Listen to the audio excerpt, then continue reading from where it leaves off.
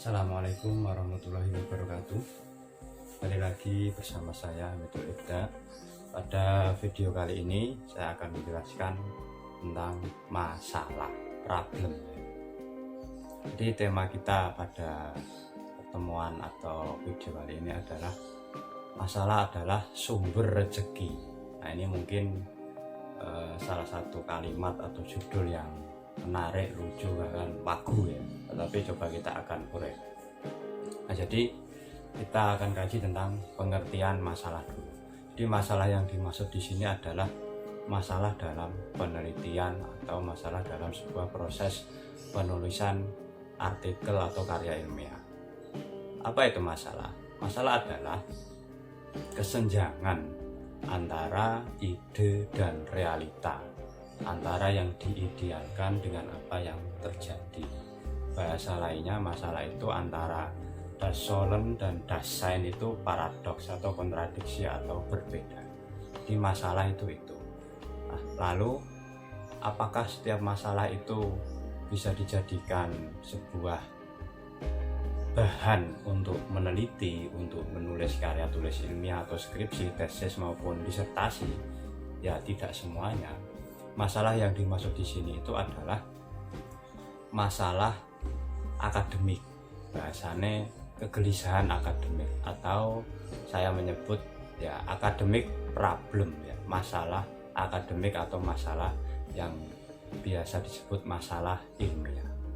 Jadi masalah ini sangat berbeda dengan rumusan masalah. Jadi tahapannya memang dalam meneliti itu salah satunya ya paling pokok adalah mencari masalah. Bukan mencari masalah memukul orang, geremengi orang, atau menonjok orang, atau istilahnya mengumbar ujaran kebencian, itu bukan, tetapi mencari masalah. Contoh kecil begini,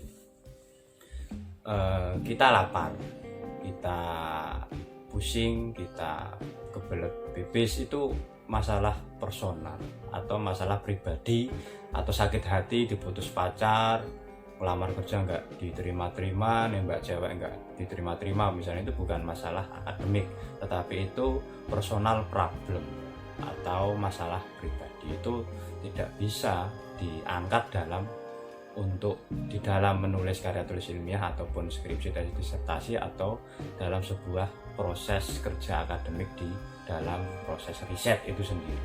Di masalah yang dimaksud di sini, satu, dia harus sesuai dengan ruang lingkup dunia akademik, harus ilmiah. Ilmiah itu harus berdasarkan ilmu pengetahuan. Jadi satu itu. Yang kedua, di dalam the state of art of research atau SOTA ya, proses mencari masalah ini diawali dari membaca dulu. Jadi itu yang paling penting. Nah, dengan membaca, mengamati dan sebagainya, nanti Anda akan mengalami sebuah proses kerja ilmiah dan akan menemukan masalah. Nah, masalah ini tidak hanya asumsi atau klaim ya, dan berdasarkan observasi saja, tetapi harus ada rujukan ilmiah, penelitian serumpun, masalah serumpun yang sudah dipublikasikan atau sudah diteliti, yang sudah menjadi karya tulis ilmiah. Makanya ketika Anda misalnya menemukan kesenjangan di dalam dunia pendidikan antara das Sollen dan das Sein, misalnya kok anak sudah diberi media pembelajaran dengan pendekatan cyber atau TIK atau teknologi, kok hasil belajar tidak signifikan, terus dicari akarnya apa, baru nanti Anda menemukan masalah. Oh, ternyata ketika ada sebuah sekolah atau madrasah yang menerapkan pembelajaran daring tetapi siswa tidak paham karena bahasa yang digunakan ataupun materi yang digunakan tidak cocok atau terlalu tinggi. Nah, itu bisa disebut masalah. Jadi pengaruh media daring atau cyber terhadap pemahaman siswa pada materi misalnya IPA, IPS, atau bahasa Indonesia, kita akhlak, SKI, atau Al-Quran Hadis misalnya. Jadi nanti dicari apa sih penyebabnya. Nah, jadi itu baru sah disebut masalah. Itu yang pertama. Yang kedua, kita mencari penelitian serumpun ataupun penelitian yang senada, satu tema, variabelnya hampir sama, untuk membedakan penelitian kita dengan penelitian yang lain. Misalnya kalau yang lain masalahnya di alatnya atau infrastrukturnya, sedangkan di kita adalah materinya. Itu pembeda. Kemudian yang kedua, kita mengakui bahwa masalah yang kita angkat itu sudah ada yang meneliti sebelumnya. Jadi itu prosesnya memang seperti itu, baru bisa disebut masalah ilmiah dan layak untuk diangkat sebagai sebuah masalah dalam riset. Nah, untuk yang lain, fungsi kita menyadur atau mencari rumusan literatur ataupun penelitian serumpun yang sudah ada, itu mengakui bahwa penelitian kita memiliki kebaruan ide, kebaruan temuan ya, atau istilahnya novelty. Jadi dari masalah itu sebenarnya kita tahu solusinya itu apa, kita akan tahu, tetapi bukan serta-merta kita mengklaim solusinya ini, tetapi kita mencari literatur ataupun penelitian serumpun senada satu variabel yang memang sudah ada, dan solusinya nanti akan ketemu ketika sudah melakukan penelitian.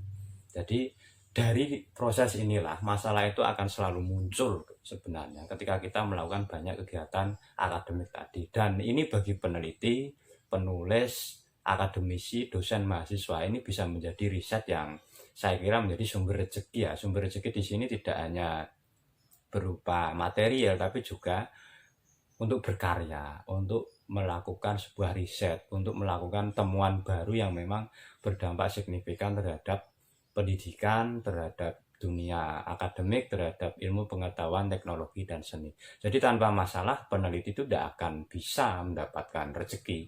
Begitu pula dengan penulis, peneliti yang di LIPI ataupun di kampus-kampus atau lembaga penelitian atau balitbank ya.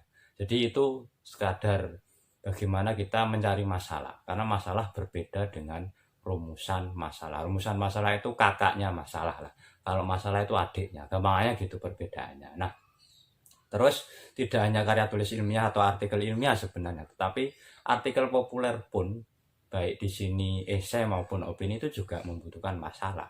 Misalnya hari ini kita masih digegerkan dengan fenomena virus COVID-19 atau corona, ini masalah, dan ini kalau bagi saya tulis di media massa nanti akan mendapatkan honor ya, uang meskipun tidak banyak, tetapi kan sedikit-sedikit bisa membantu untuk ya beli kopi dan lain-lain. Artinya memang masalah ini sumber rezeki tidak hanya bagi peneliti di kampus, perguruan tinggi, akademisi, dosen, mahasiswa, profesor, doktor, tapi juga memberikan rezeki bagi mereka yang ingin melakukan mini riset di media massa yang bentuknya adalah artikel populer, opini maupun esai.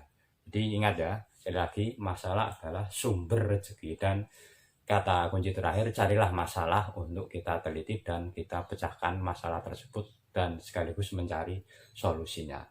Mungkin itu yang bisa saya sampaikan. Ini bagian dari masalah ya, karena kita mencari masalah itu tidak bisa ya, ini juga masalah sebenarnya. Dan ingat, hidup tidak akan bisa lepas dari yang namanya masalah. Jadi cintailah masalah, karena masalah itu adalah sumber rezeki. Demikian yang bisa saya sampaikan. Mungkin ada tutur kata yang kurang berkenan, saya akhiri. Wassalamualaikum warahmatullahi wabarakatuh. Salam literasi, cari masalah.